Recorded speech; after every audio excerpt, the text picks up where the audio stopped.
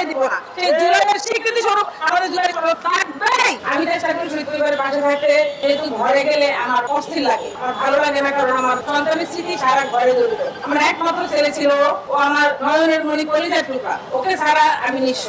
আমার এখন বাঁচা মরা সমান। তবে হ্যাঁ, এই ইন্টারিম সরকার যখন ছিল তখন আশায় বুক পাচ্ছিলাম যে হ্যাঁ, হয়তো আমাদের সন্তানরা যে জুলাইটাকে তৈরি করে দিয়ে গেল, তার স্বীকৃতি স্বরূপ হয়তো আমরা জুলাই সনদটা পাবো।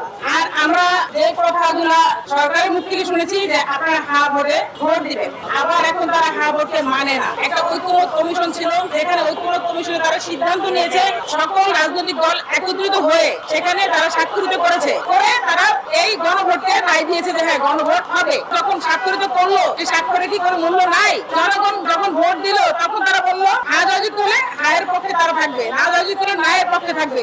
এই ভোটাভুটি কেন হলো? আমাদের সন্তানরা যে জুলাই অর্জন করে গেছে, আজই যে জুলাইয়ের জন্য বলেছে জান দেবো তবু জুলাই দিব না, সেই জুলাইয়ের স্বীকৃতি স্বরূপ আমাদের জুলাই সনদ